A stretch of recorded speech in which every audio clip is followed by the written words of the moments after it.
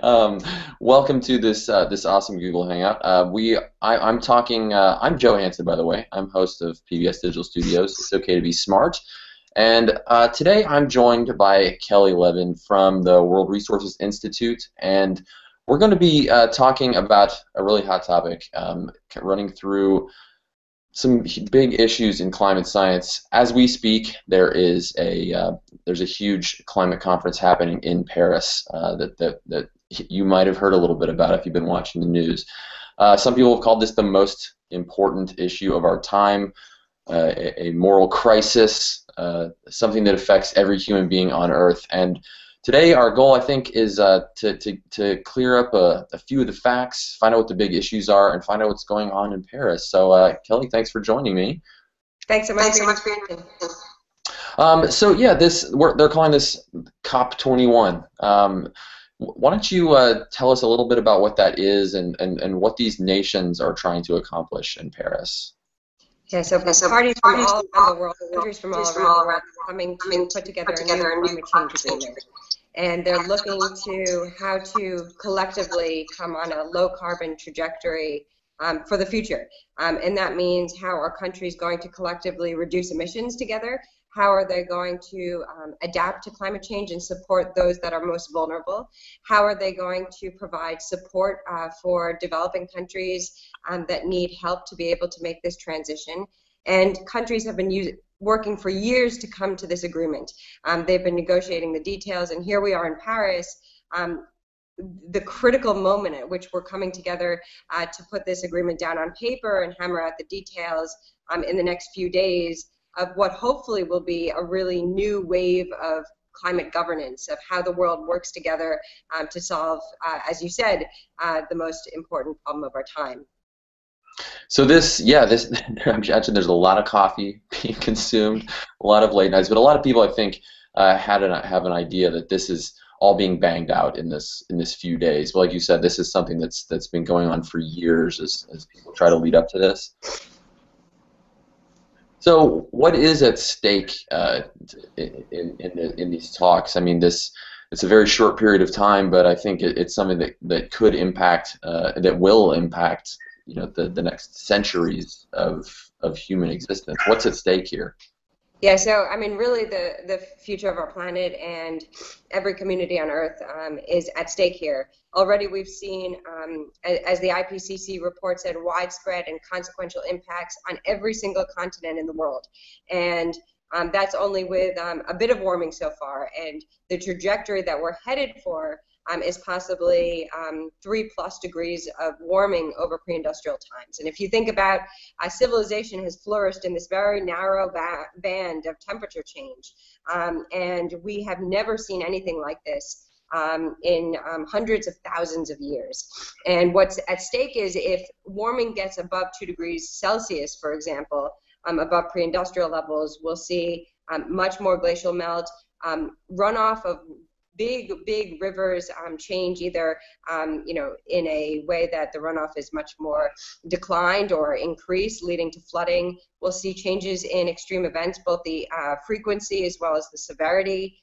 We will see the possibility of reaching over tipping points, say in ecosystems. For example, if you think about the Amazon forest, where a tipping point, if you had massive die-off of the Amazon, would lead to those trees not being able to sequester carbon anymore, which would have runaway climate change effects. So these are very, very significant impacts, and basically what the world is trying to come together is to get ourselves on a trajectory that we're going to avoid some of these worst climate change impacts.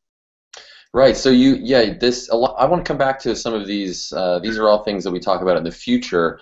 But I want to come back in a minute to talk about some of the things that are maybe a little more current. But you also mentioned this trajectory, where what we're doing now, if it was business as usual, is just 3+ degrees. But there's been this other magic number that's been thrown around, which is 2 degrees Celsius. And I think actually the proposals that are going around have maybe dropped that by a ½ degree. Right. So 1.5 degrees Celsius. So what is that 1.5 degree? What is that 2 degree? I mean, at the end of the day, there is no safe climate change limit, and this is not something that science has told us. It's something, it's really a political question, and it's a question about acceptable levels of risk. And when you think about even 1.5 degrees Celsius of warming, which is a global average warming, that's going to be distributed very, very differently depending on where you are and depending on your need to depend upon natural resources and the extent to which you're going to get impacted. We have talked in the negotiations around limiting warming to no more than 2 degrees Celsius above pre-industrial levels. But still, that brings significant consequences to communities around the world: sea level rise, extreme events. We've already seen crop damages, die off of trees. And when you think about the future of some small islands, for example, it is too much warming. And that's why many have been advocating, and there's a climate vulnerable forum at the negotiations, which have been advocating for 1.5 degrees Celsius of warming. Now, we are not on that trajectory right now, and even with climate change commitments that countries have put forward for after 2020, we are taking something that would have been 4 or 5 degrees of warming down to 3 or so degrees of warming. But we're not close to 2 degrees warming, let alone 1.5 degrees of warming. So it means peaking emissions very, very soon in the next few years globally, and then rapidly declining them afterwards to eventually phase them out altogether at the end of the century. Well, that is a hefty goal, something that almost seems unimaginable now. But the one thing I think people don't get is that even if we stopped emissions today, we've seen a little bit of warming, but we would still see a continued warming. You mentioned islands, and there has been a specific case that's been coming up in the news around Paris, which is the Marshall Islands, and talking about impacts that even if we did this 1.5 degrees, 2 degrees, that are areas like that. Maybe you can tell us a little bit about what the people from the Marshall Islands have been doing there. Yeah, I mean, out of question, at the end of the day, there are going to be some impacts to climate change that we're not going to be able to adapt to. And certainly those get bigger and bigger as temperature rises, but something like a low-lying population which can't live where it's meant to live and is forced to migrate somewhere else, this is a question of a climate change impact that's irreversible. And you can think about species loss the same way.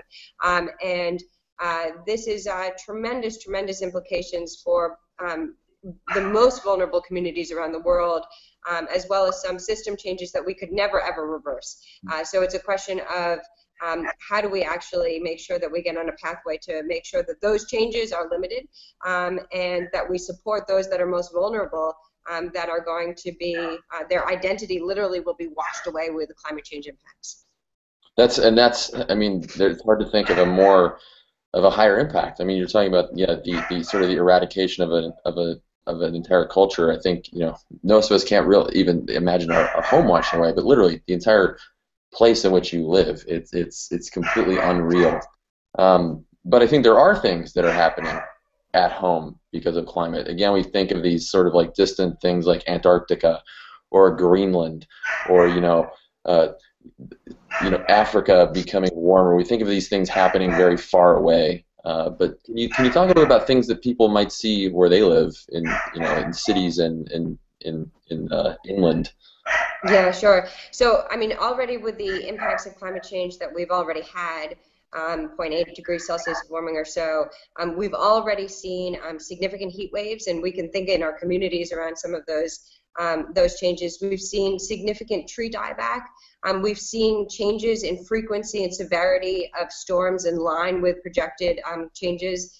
And while it's hard to kind of pinpoint any one extreme event and say that is due to climate change, we are changing the odds, and basically things that used to be, say, a 100-year storm are becoming much, much more frequent. And there's actually been a lot of science in terms of the attribution of climate change to extreme events. But we're already seeing this unfold in our backyards, for example, with changes in the timing of spring. And when that comes, and when birds arrive, and what we can plant in our gardens at a certain point in time, which wouldn't have been thought of, even 2 decades ago. So we're starting to see those changes unfold in every single community around the world. So yeah, I mean, birds, species like these have evolved their patterns and their behaviors over hundreds of thousands to millions of years, and we're sort of asking them to adjust in a very short time scale. Do you think it's possible? It depends on the species. So there are actually, there are a few species that will benefit from climate change, but the large majority will not. And there are confounding factors here. It's not only the rate of change, which is completely unprecedented. So even though species have adjusted over time to changes in our climate, we have never seen such a rate of change. And the second thing that's very challenging is we have completely disrupted the landscape.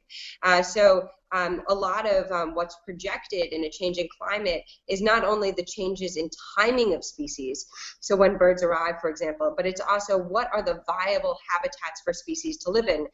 So where is precipitation and temperature just right? What is that perfect little niche for that particular species? And in an ideal world, species would have time to migrate, but they also would have room and space to migrate. But now we've created, in the best case scenarios, these national parks that are delineated by some kind of boundary, and right outside that boundary is a complete massive amount of development. So the migratory pathways of some species just don't even exist. And then you think about some species that have no chance. You think about a mountain pika, and in mountains, species are going to be migrating upwards in elevation, but the mountain pika sits right at the top of that mountain, and the question is, where is it going to go? It can't pop itself off the mountain, and there are some species that really have no viable habitat to be able to get to. So there's a question of which nations sort of bear responsibility in this great grand global issue. Obviously, industrialized nations like the U.S. And much of Europe have been at the forefront of emissions. We put a lot of carbon in the air, but there are other nations that are catching up quickly. So how is this weighing out about who's being asked to take responsibility? That is the question at the negotiations, and it's about a question of how do we solve this problem, and how do we also facilitate those countries that need additional resources to be able to solve this problem. At the end of the day, developed countries have to lead, and the historical responsibility and emissions that we've gotten into this mess in the first place are because of very dirty pathways towards industrialization. And developed countries definitely acknowledge that they do have to lead. At the same time, and if you look, the Global Carbon Project just put out a report looking at trends in carbon dioxide emissions, and whereas the bulk percentage of global emissions were from developed countries, now it is a minority. And where major emitters such as China and India and Indonesia, South Africa, Mexico, what have you, we can't actually solve this problem with just a handful of emitters. So this is truly a global problem, also because we also need to think about adaptation and those that are most vulnerable. So a lot of the conversation about who's responsible and support is not only for supporting countries to be able to get on a low carbon trajectory in terms of mitigation and technologies that will phase out emissions over time, but also how to support those most vulnerable to adapt to climate change impacts. So it's one thing to talk about what nations should do, and at this very high level, and public policy and government initiatives, but what about, I think a lot of people feel like they're rather powerless in this case. They don't feel like their daily choices make much difference, but how much of this is on that top level of government policies, and what can an individual do in their daily life? Yeah, so I mean, there still is a lot that individuals can do to make themselves have low emitting behavior. One of the biggest source of individual emissions is air carrier. And the extent to which folks can limit air travel or at least take direct flights can actually, if you look at your carbon footprint, if you're somebody who travels by air a lot, that's probably a significant percentage of it. Also, some households have the option to be able to have renewable energy source their electricity, which is something certainly to be very supportive of. But at the end of the day, we need massive policy change. And one of the biggest things that folks can do just as voters and as people who can get the word out is really try to influence the politics. And we see in the United States, for example, all of the talk is about the upcoming presidential election and injecting climate change into those discussions to make sure that it is front and center in discussions, as well as trying to make sure that those who get into office are supportive of significant policy change and doing a lot of action on climate change. So the biggest power that any individual has is a voter and getting the word out about how this needs to be one of the key issues that politicians should be talking about. We should fight that cynicism that says that you can't make a difference. Yeah, your vote still can make a difference. So there, I cover climate a lot, and obviously we live in this world and read all the stories, and much of it seems very sort of foreboding and frightening and sort of doom inspired, and it is a serious issue and something that has a lot of possible negative consequences. But is there anywhere that we're succeeding, that we can sort of find positives in this? Yeah, absolutely. I mean, we're starting to see policy unfolding around the globe. I mean, you can see even in the U.S. With the Clean Power Plan, where we've had restrictions put on power plants and carbon dioxide emissions, with states having the flexibility to design their own plan. But we're seeing renewable energy targets throughout the world. We're starting to see energy efficiency standards, certification and labels. We're seeing changes in land sector policies and curbing of deforestation. And one of the most promising things before Paris is that we have over 180 countries submitting INDCs, or intended nationally determined contributions. And these are climate change action plans after 2020. And countries are becoming very, very serious about what they can do to solve climate change. And they've had domestic conversations about this. They have submitted this for international recognition. And in the absence of the Paris Agreement, we would not have seen this flurry of action happening all over. But there's so much going on, and I think there's a lot of reason to think that this momentum is just going to continue to grow and grow if the agreement sends the right policy signals. So a lot of this, the discussion around climate change is talked about, of course, ceasing emissions or limiting emissions very quickly, but that might not be enough. What about taking carbon out of the air? This seems to be something that many people find necessary. Can you give us an idea of what our realistic goals might be? Just emissions versus having to take some of this out. Yeah, so I think there are a few different ways to think about this. There's enhanced sequestration. So you can think, for example, in a simple way about reforesting land, degraded land, for example. And if you think about the tremendous opportunity that exists with hectares and hectares and hectares all around the world of degraded land where nothing can really grow, and if we were to be able to reforest that, significant potential for sequestration of carbon.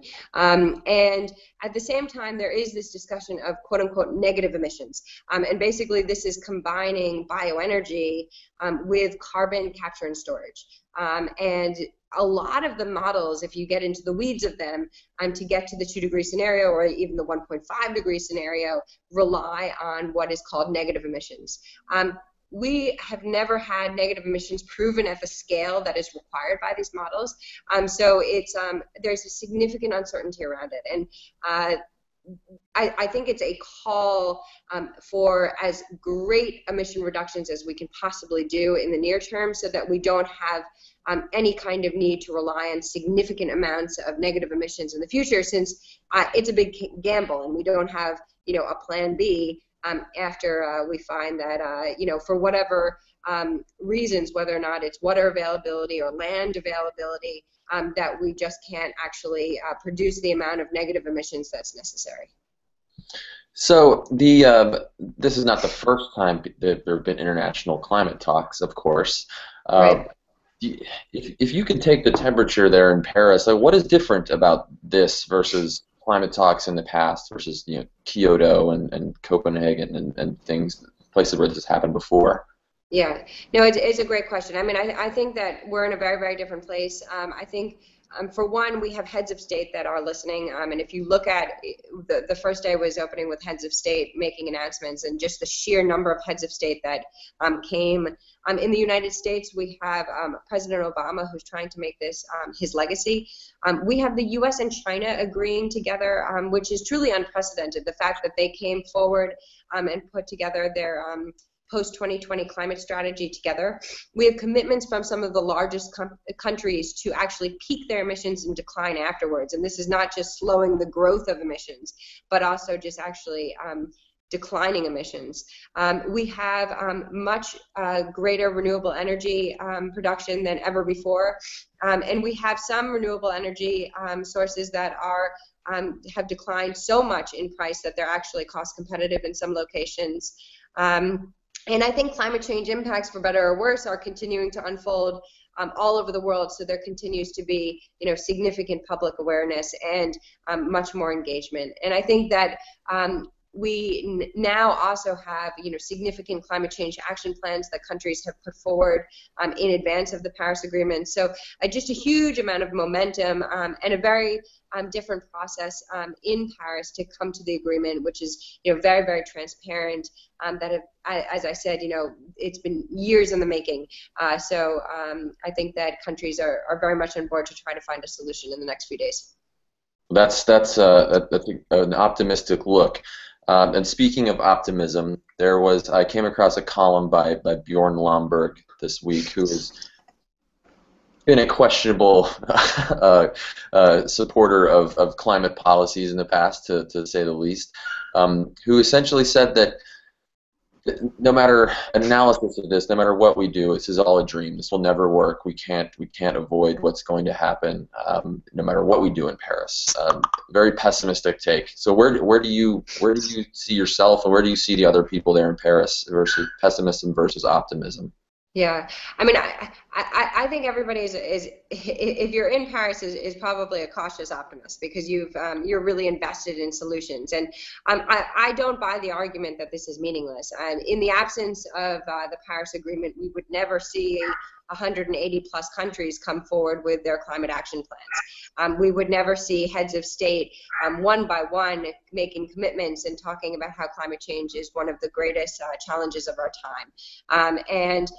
This is there's really the potential to have a long-term way of cooperation through this agreement, that countries are repeatedly going to come back to the table, increase their ambition, and work together to solve this. Now, at the end of the day, the reason I would say is cautious is we still need to understand and be guided by the scale of the problem. And there's a tremendous emissions gap between limiting warming to 2 or 1.5 degrees and where we're headed right now. So there's a huge amount of work to be done, not only to implement what countries have already committed to, but also to figure out how we increase the ambition to actually avoid some of the worst climate change impacts. So this sounds like a first step, hopefully, in a long journey that we're all going to have to take. And hopefully people will keep coming back to the table. But we'll certainly be following along the rest of this conference to see what those drafts look like, and hopefully we can all commit to making these changes. Yeah. Well, thanks for joining me. It's been an amazing conversation, and we'll definitely be following up in the comments below this. I think there should be some really good conversations, I hope, coming out of this around the world. So, Kelly, thank you very much. No, thank you so much. Great to chat.